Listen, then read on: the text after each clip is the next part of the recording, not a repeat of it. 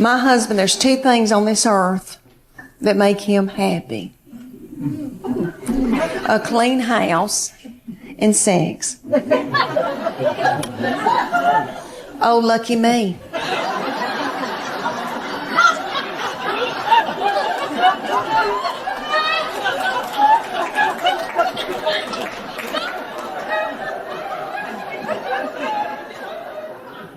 I like a clean house too.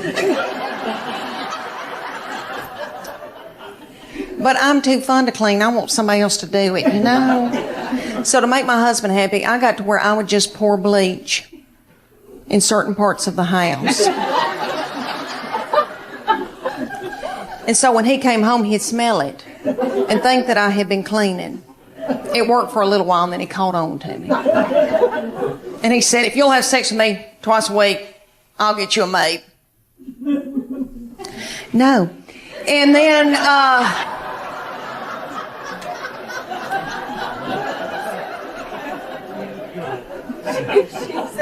he said, well, if you don't start taking care of my needs, I guess I'm going to have to get a girlfriend.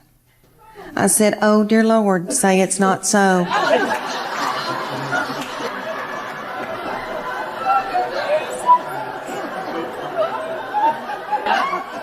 I said, well, make sure that she's stout and that she can mow, because I need some help.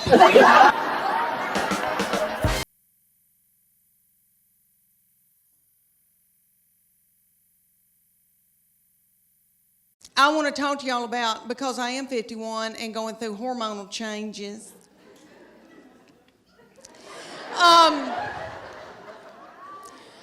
Okay, I am with their daddy, and these children all walked off and left me with him.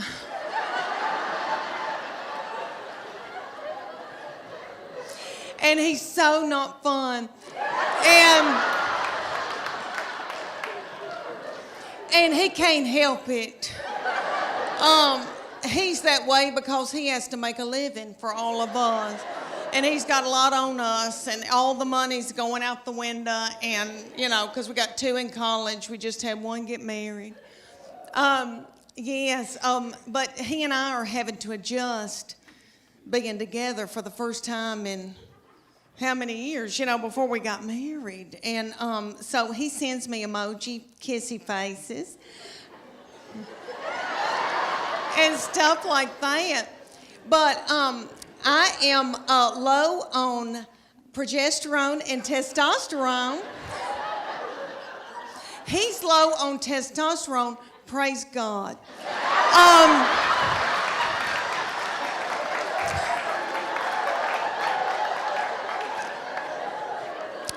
I've got too much estrogen, which evidently makes you hateful and bitter and angry. And so I sweat all night, just like I've done jazzercise in the bed all night. And I wake up, I've got sweat right here in the back of my head. My head just looks like fuzz in the back. And my husband, okay, so I put it on 67, and he says, I can see my breath, and that's a lie. But he's having to wear pajamas for the first time in our marriage, and we've got 2 beagle hounds that we're in love with because his children are gone. And so we've got a big one, and he takes the big beagle and spoons the big beagle at night.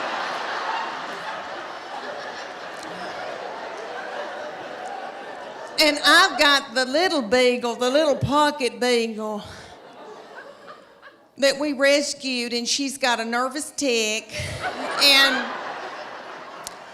eats our furniture and our fabric like a goat. But anyway, they sleep in the bed with us, and the bed is so nasty. Okay, so the little beagle, so he's spooning the big one. The little beagle backs her little butthole up to my head.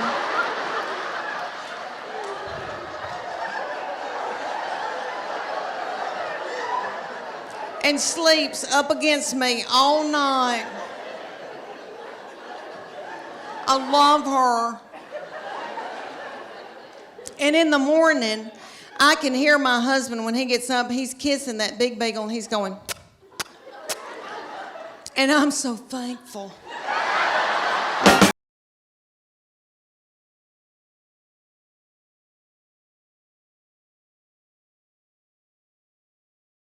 I also wanted to not wear my glasses, and I love my glasses, and I think I look cute in my glasses, but when I'm on stage like this, they look very filthy through them, and I can't see people.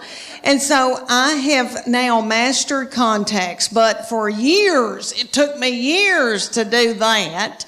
And my precious, yummy doctor is out in Farragut, and his name is Dr. Charles Shield, the senior, the little yummy thing, is in his 80s. He's about this tall. He wears, it looks like homemade blue jeans. I know they're not, but...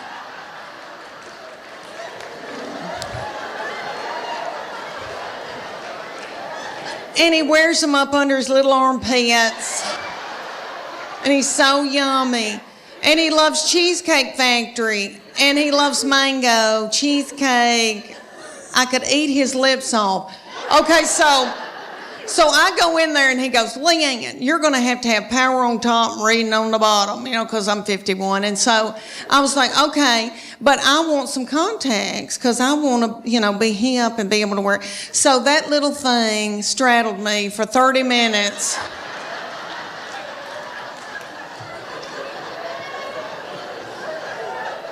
We wallered each other and wallered each other.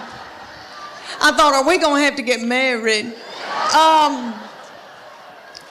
And he said, I can't do it, Leanne. You keep shutting your eyelid and I can't get in there to your eyeball. And you would think that I could touch my own eyeball. I mean, I've had 3 children 2 different ways.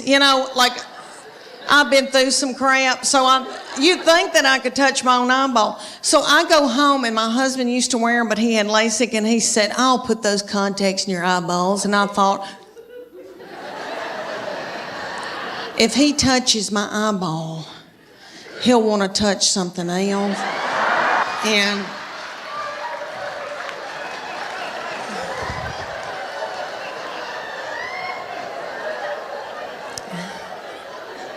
I am so tired.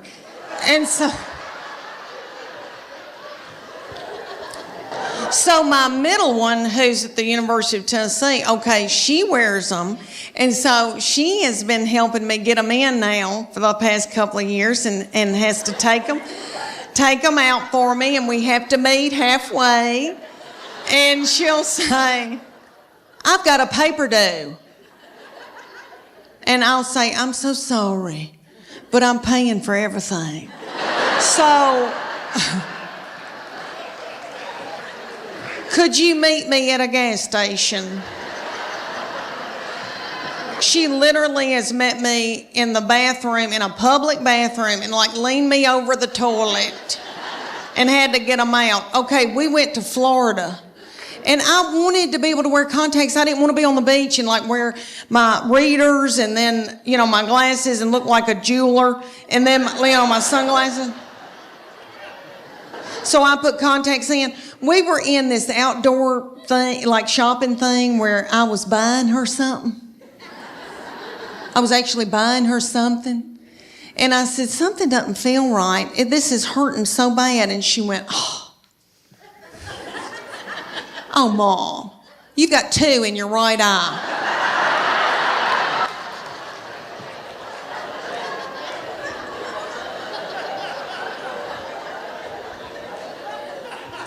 And she went and just grabbed it out of my eye.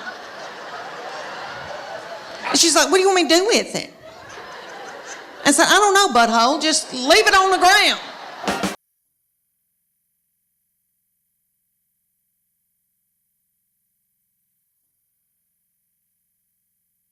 All my children are yummy, and I'm in love with them. And I love my girls, and I know that when I'm in the nursing home, they'll be the ones to come and pluck my chin hairs. Because he is now since married and gone off with his wife and her people. And that's what boys do. They cling to their wife. That's biblical. He said to me, Mom, she is now my immediate family. You are my extended. That's what he said to me right before they got married. And he said, Mom, that's biblical. I'm supposed to cling to my wife. And I thought, why did I show him the Bible? Well, he has always been spiritually mature.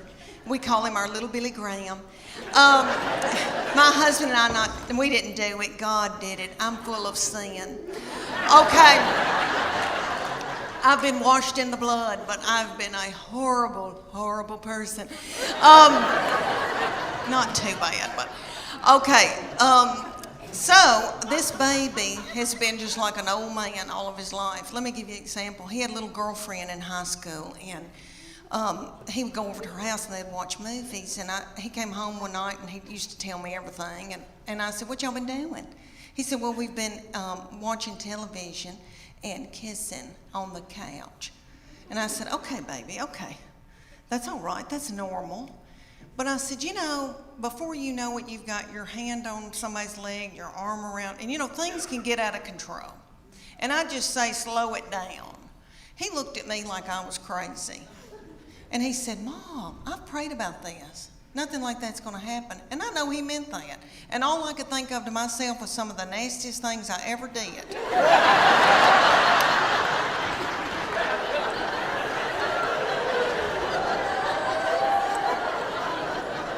Was at the Adams United Methodist Youth Fellowship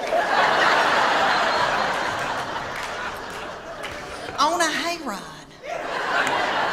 I don't know what it was about hay that set me on fire. I wish it did now, because I could get a new purse out of that. Okay, y'all, have you ever heard of lock-in? I know everybody in here that has been from Chattanooga has probably been raised in church. Okay, I don't know who that little darling, sweet fool was that came up with the lock-in. Probably a little woman in a committee meeting. And she probably said, oh gosh, y'all, let's come up with something for all the hormonal teenagers. Let's gather them up and put them in the church building and lock the door and turn the lights out and leave them there all night. Maybe somebody will end up pregnant.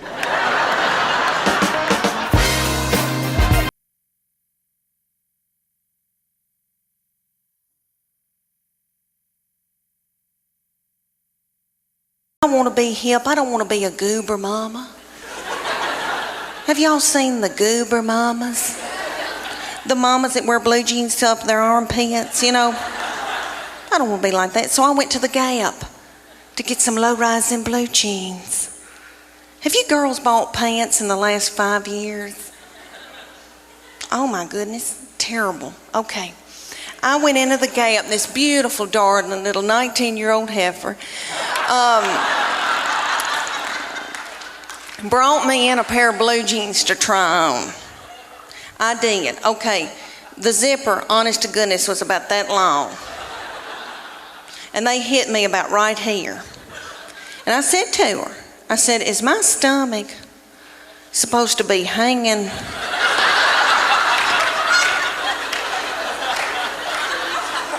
out over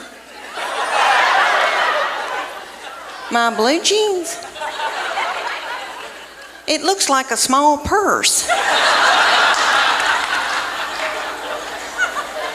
I said, are my panties supposed to be hanging out this far out of the back of my pants? She said, no, you're supposed to wear a thong.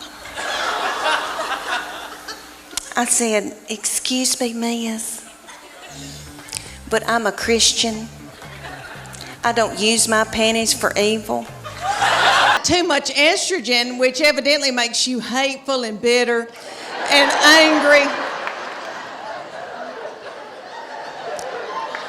And so I sweat all night, just like I've done jazzercise in the bed all night.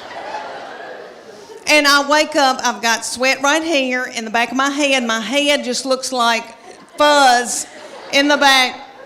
And my husband, okay, so I put it on 67, and he says, I can see my breath, and that's a lie. But he's having to wear pajamas for the first time in our marriage, and we've got 2 beagle hounds that we're in love with because his children are gone. And so we've got a big one, and he takes the big beagle and spoons the big beagle at night.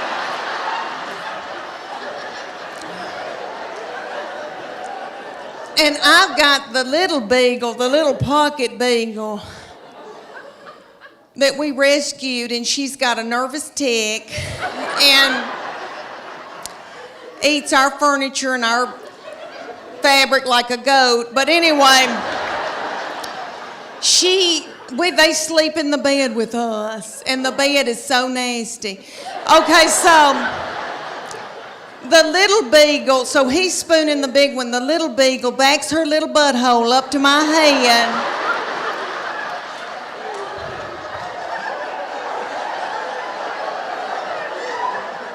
And sleeps up against me all night. I love her.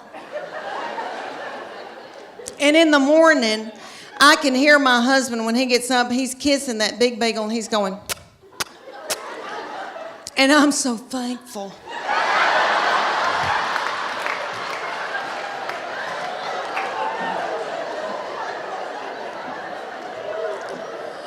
The only thing about having them in the bed, really, is I tried those eyelash extensions. I paid a lot of money for those, but beagle hair would end up in them, and it itched real bad, so I had to let them fall out. But anyway.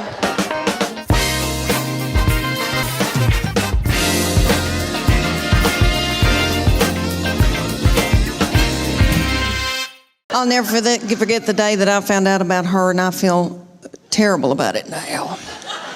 But I was overwhelmed. I knew something wasn't right. I didn't feel good. I thought, oh my gosh, surely I'm not pregnant this quick, this soon. And you know when you got to know something, you got to know it right then. I had to know right then. I grabbed up my 2 babies and diaper bag and all that stuff you take with you everywhere you go, and I went to the Walmart in the foothills of the Appalachian Mountains. And I bought an EPT pregnancy test. And I took it in the stall at Walmart. And I tinkled on it. And my 3-year-old boy looked at me. He said, "What, is it positive?"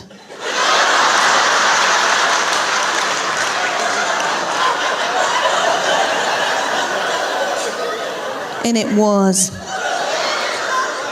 So I drove home just as fast as I could. And I called my husband at work. And I said, "You're trying to kill me, aren't you? With a slow vaginal death. Is that what you're trying to?" "Well, you're not going to. You better get home right now, because I'm going to walk out in the woods and let the animals eat me."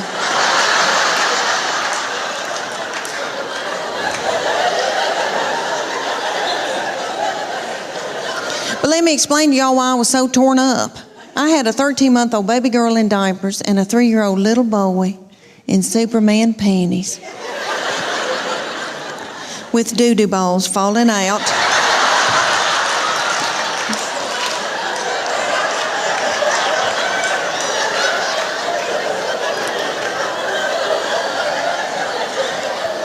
At the grocery store.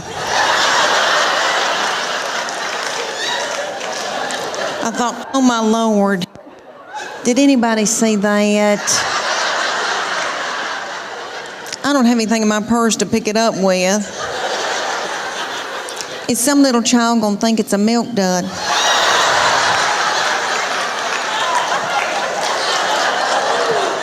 Let's just keep on moving, everybody. Just keep on moving. But God knew better than I did because she's been a doll baby, but she's ruined. And I know I'm the one who did it. I was tired and beat down. So, anybody here who has more than two, you know, good night by that third and fourth one, you got to let them do what they got to do, you know. She still cries over anything. She cries because she knows she gets her way. I said, what's she crying about? She wants your toy. Well, just give it to her. I can't deal with it. With my girls, I'm in love with them, and they're my best friends, especially as they get older. And I know that when I'm in the nursing home, they'll be the ones to come and pluck my chin hairs. But he has been from heaven. Okay, it's so wonderful. All right, well, he got married in September, and when he started bringing his wife around us, he would say to me, you have a terrible look on your forehead. And I would say, what? I don't know what you're talking about. But he said, Mom, she's my best friend, and I want to marry her. They met in college at Berry College. And he said, she's going to be my wife. And so I tried to, it wasn't anything against her.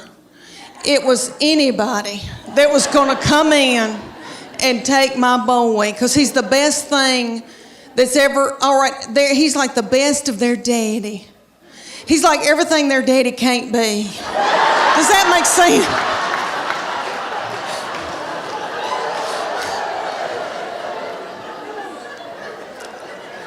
So right before the wedding, he said, Mom, she is my immediate family now.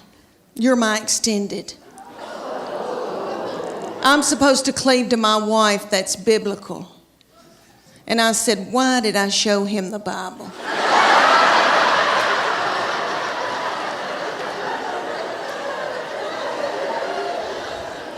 But they had a beautiful wedding, and really, when I got in there and the Holy Spirit was there, and God was in it, and I knew they were supposed to be together, and I love her. I mean, I love her. She's like another daughter to me now. And but I was freaked out. But everything is okay now. And then I got to thinking, how psycho am I that I want to keep him forever and have him live in the basement and be a weirdo? You know, that's twisted. So I was able to let him go. And I love her. She's like another child to me. I had 3 babies in 4.5 years. Woo, it's right. It hurt, my darling. I was pregnant and or breastfeeding for 6 straight years in the foothills of the Appalachian Mountains.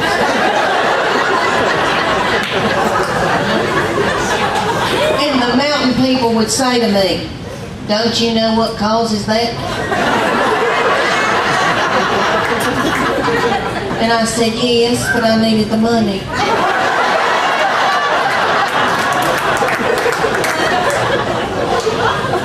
See, I was a stay-at-home mom. Money is power and power is money.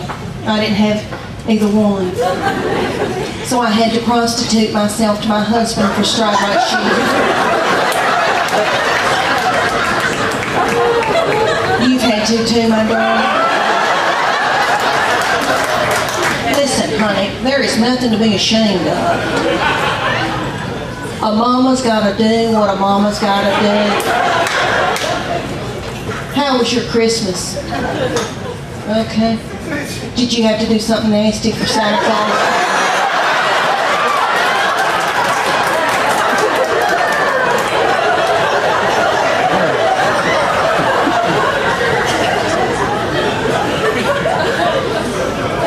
My children got a trampoline.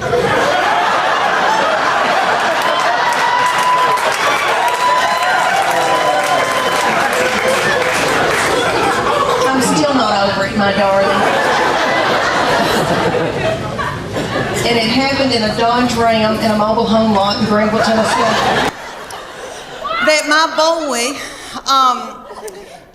all my children are yummy, and I'm in love with them, and I love my girls, and I know that when I'm in the nursing home, they'll be the ones to come and pluck my chin hairs. Because he is now since married and gone off with his wife and her people. And that's what boys do. They cling to their wife. That's biblical. He said to me, Mom, she is now my immediate family. You are my extended. That's what he said to me right before they got married. And he said, Mom, that's biblical. I'm supposed to cling to my wife. And I thought, why did I show him the Bible? Well, he has always been spiritually mature. We call him our little Billy Graham. My husband and I, we didn't do it. God did it. I'm full of sin. Okay. I've been washed in the blood, but I've been a horrible, horrible person. Not too bad, but okay. So this baby has been just like an old man all of his life. Let me give you an example. He had a little girlfriend in high school, and he would go over to her house and they'd watch movies. And he came home one night and he used to tell me everything. And I said, what y'all been doing? He said, well, we've been watching television and kissing on the couch. And I said, okay, baby, okay. That's all right. That's normal. But I said, you know, before you know it, you've got your hand on somebody's leg, your arm around, and you know, things can get out of control. And I just say, slow it down. He looked at me like I was crazy. And he said, Mom, I've prayed about this. Nothing like that's going to happen. And I know he meant that. And all I could think of to myself was some of the nastiest things I ever did.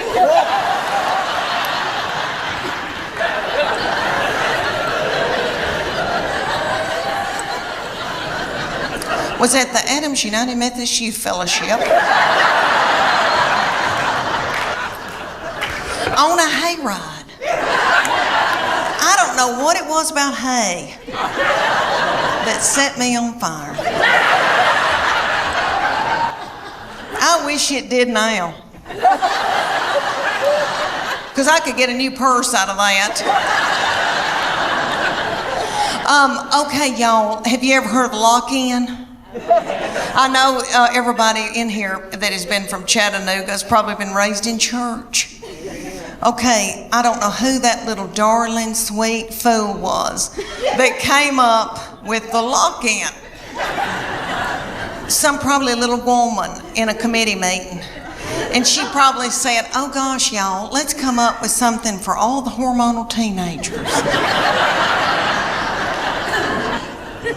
Let's gather them up and put them in the church building and lock the door and turn the lights out and leave them there all night. Maybe somebody will end up pregnant.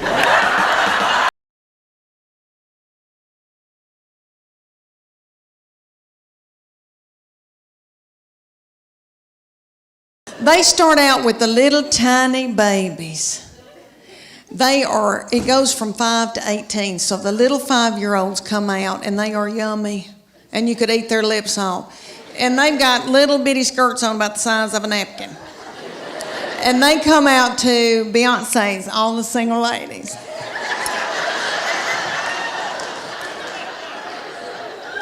And their little mamas are in their 20s. And they're not bitter yet. And they're in the front, making every move that their little children are making.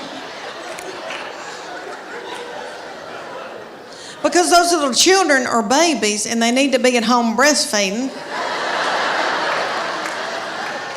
They can't remember their act. So they go all the way up until they get to my baby's age, and my baby comes out, reef sharks. And for 2.5 minutes, my baby throws little children up in the air.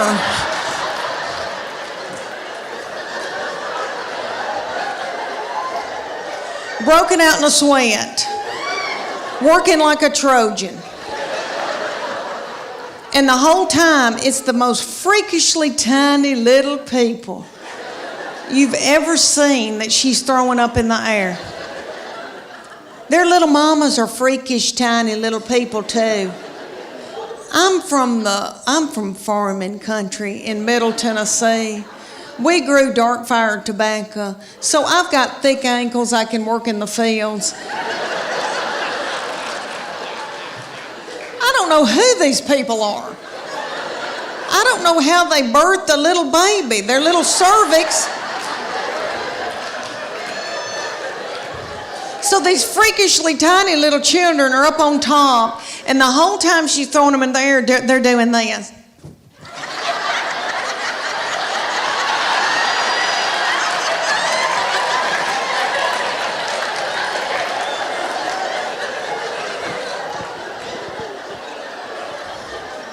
And nobody knows why. But this goes on for 2.5 minutes, and then the finale. All the little children hunker down on the stage, and the finale was my baby. They had my baby hop up out of that crowd with a child's foot in her hand. So y'all get what I'm saying. She had a human being up over her head with one arm. And that little girl's doing some kind of something up on top. My baby was a rock star. Thank you. I mean, really, I don't know when's the last, had never held one of my friends up over my head with one foot in my hand. It's a big deal. And the feminine boys went nuts. And they wanted her to stay so bad. They were like, we want you to stay. And she was like, I'm okay. I've got it out of my system. I'm okay. She said, but I'm keeping this whore outfit. She still has it. She says she's going to get married in it, but anyway.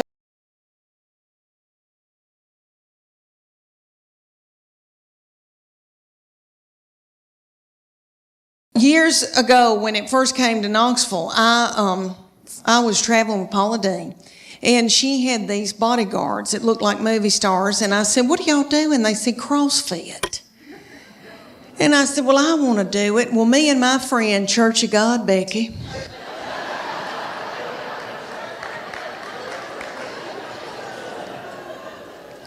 Church of God, Becky and I joined the CrossFit in Knoxville. The CrossFit was run at the time by these little children. They were in their early 20s, and they were beautiful. And they looked like movie stars, and their little fannies looked like baseballs. And I wanted my fanny to look like a baseball. So I made Church of God Becky join, and she'll do whatever I say. So anyway, and I call her Church of God Becky because she was raised Church of God, so sweet, sheltered. Like I have to explain things to her. Things like camel toe.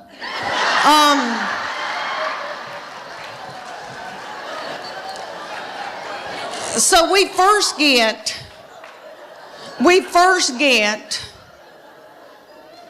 to the CrossFit. And if y'all don't know what CrossFit is, it's military moves like push-ups, pull-ups, burpees. I hate a burpee. Okay, all these things, they would put like a tractor tire in the parking lot, and they'd set little Becky in it, and I would pull Becky across the parking lot as she was holding her purse.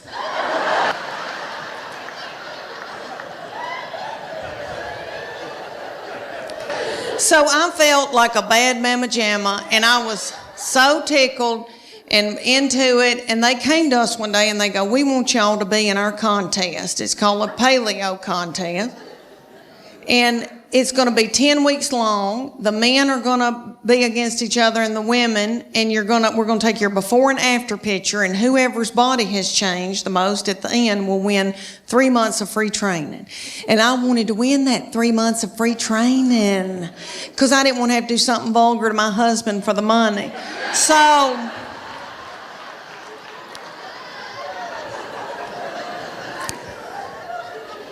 So we're going along, and one day they just pop up and go, okay, it's picture day.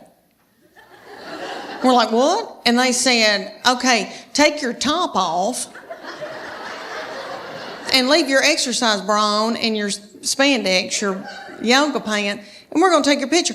Well, I didn't want those young boys to not ever want to marry and have children.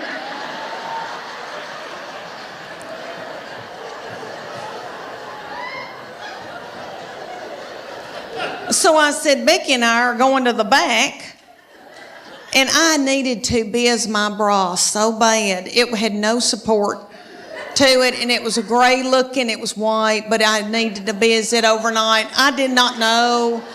Anyway, we go back to the office, and I'm going to take Becky's picture, and she's going to take mine. And Becky went.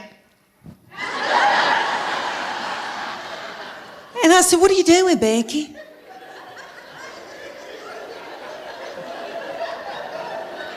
Do you want to win this thing? I want to win it. So I took my spandex and shoved it under my stomach and went.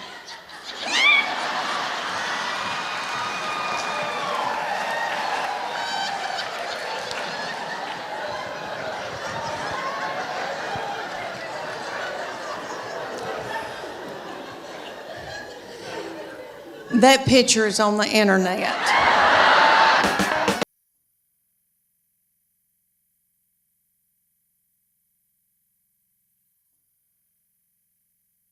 Let me tell you about this baby. We are becoming the best of friends, really, because she's now 21 years old, and she has always been a beauty and so smart and fun and hateful. Okay, so now she not to other people. She holds it in when she's in public so that she can come home and let it out on me. And that's okay, I'm her safe person.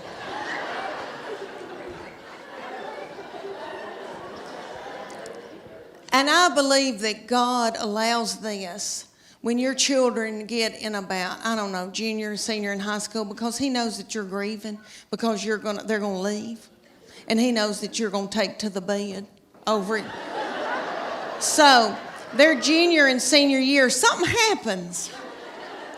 And they change on you. And they get to be the meanest people you've ever been around.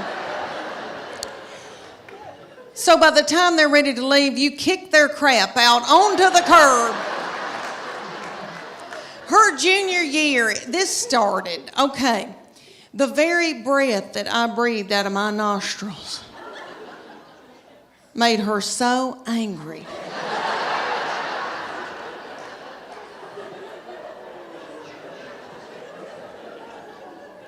We were not allowed to eat cereal in our own home.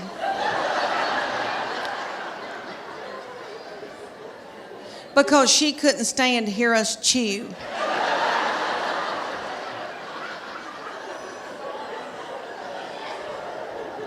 And I don't mean to talk about her because she had a lot on her. She had a lot on her, like she had to empty the dishwasher. And that's a lot, you know. I'll give you all an example. Okay, at the University of Tennessee in her sorority, these girls will come home, you know, and I'll cook for them and do, and I'm tickled. All right, well, they like Memphis, Nashville girls. Well, a little girl came home with her and spent 2 nights. So I washed that little thing's clothes, and all I said to this little girl was, Katie, you're so tiny. Your little underwear looks like a slingshot.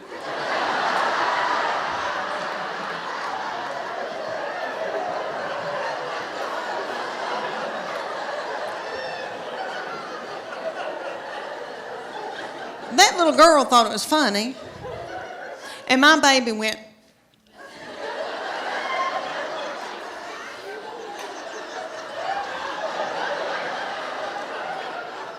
So I got out of there. So when that little girl left, I came back in, I went, what's wrong with me saying that her little panties look like a slingshot? I wish somebody'd say my panties look like a slingshot.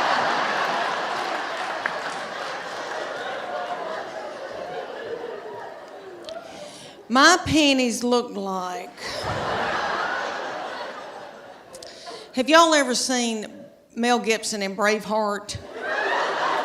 You know when they pull that big ball out and that thing looks like it's a catapult. They pull that big ball, fling it and kill a bunch of children with it. That's what my panties look like.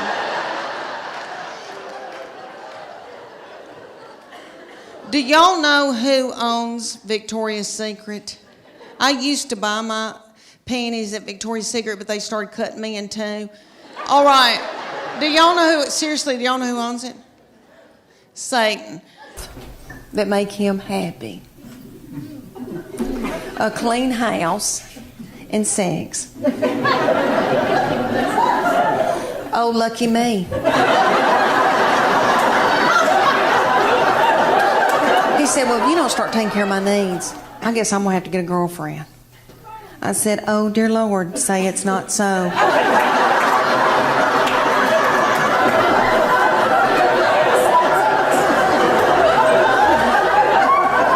I said, well, make sure that she's stout and that she can mow, because I need some help.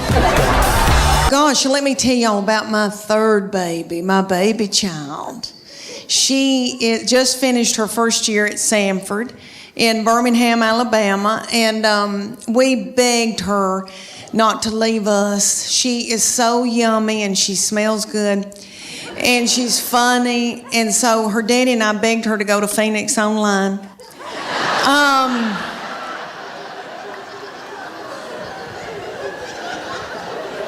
Because she is so fun, and she said, please get out of my butthole and quit staring at me. I'm leaving. So it's been so sad without her, but she's back home now. And but let me tell you about that baby, honey. So funny and so darling. But different from the other two. You know why? Because by the time she got here, I was beat down. I was so beat down. So tired and just had given up. And their daddy, very successful, traveling around with Clayton Homes. And I know he's with Clayton Homes, we have dental. And so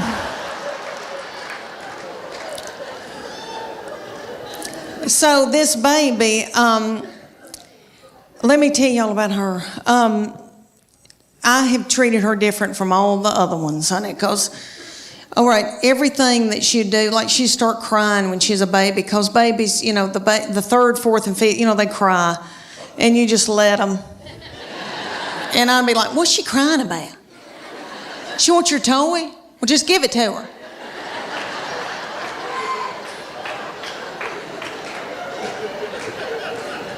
I can't deal with it.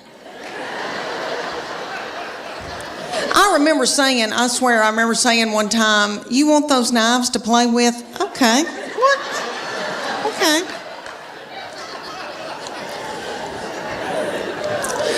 When she was at getting her driver's license, so different from when the first one got his. Honey, he got his, and we were so strict with him. We'd say, you can go to school, but you got to call us when you get there. You can only come home. And then after 6 months, we were like, you can go to Steak and Shake. And then you got to come home. So strict. Then the second one didn't care anything about driving, really didn't start till she was close to 17. Well, this baby wanted hers the day she turned 16. I didn't think she was going to pass it because she doesn't care.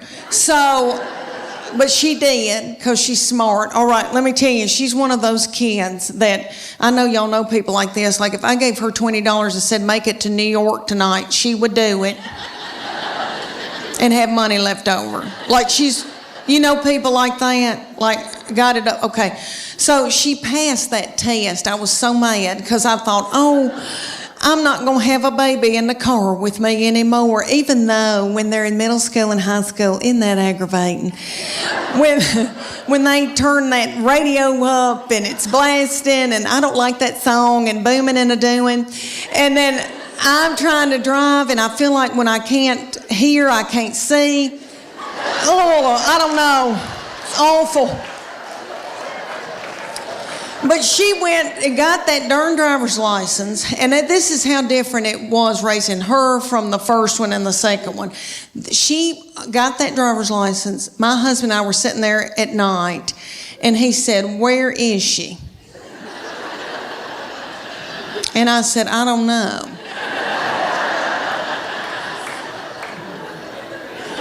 And he said, "Does she have any money?" And I said, "I don't know." Nobody ever said another word.